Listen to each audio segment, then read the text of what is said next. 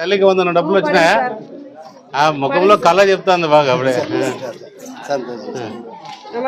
నమస్తే అమ్మా, బాగున్నారా? ఏమ్మా అట్లా డాక్టర్ దగ్గర పోలేదా?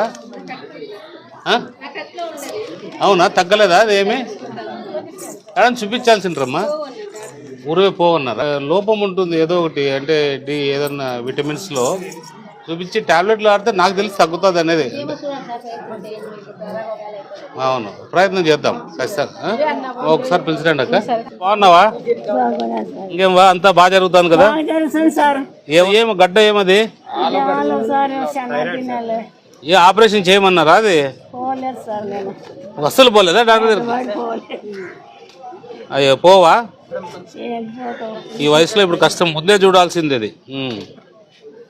వీళ్ళ ఆయనకి డయాలసిస్తో చనిపోయినాడు, పెన్షన్ వచ్చేది, ఈమెకి రావాలి కదా సార్. వీడియోకు మనం కన్వర్ట్ చేసాము, అమౌంట్ శాంక్షన్ అయింది సార్, ఈ మంత్ ఇస్తాం. నీ నంబర్ ఏమో, ఫోన్ నంబర్ ఇక్కడ. చుట్టుపక్కల 2 కుళాయిలు వేపిస్తా, 2 కుళాయిలు వేపిస్తా కదా కమిషనర్ గారు, మాట ఇచ్చాను. రేపు సాయంత్రం లోపు 2 కుళాయిలు. ఇంకేమో చూడు, ఇంతమంది అడుగుతున్నారు. రేపు సాయంత్రం లోపు మీకు వేపించేస్తా. ఒక 4-5 నెలలు గవర్నమెంట్ రిలీజ్ చేసిన తర్వాత అప్పుడు ఇల్లు వస్తుంది.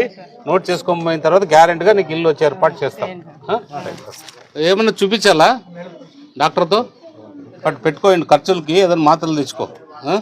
నేను డాక్టర్తో చూపించమంటే చూపిస్తా. డాక్టర్ చూపించినా కూడా గాయం చేసినా వస్తుందా లేదా అని కూడా నమ్మకం.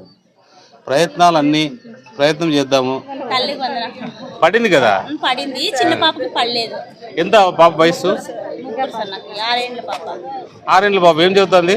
ఫస్ట్ క్లాస్ చదువుతుంది. ఇప్పుడు వేస్తారు ఫస్ట్ క్లాస్. గ్రీవెన్స్ లో రాసుకున్నారా? నువ్వు ఎంటర్ చేయి. ఏం పేరమ్మా నీ పేరు చెప్పు. నా పేరు అశ్విని. నీ ఫోన్ నంబర్ చెప్పట్లే.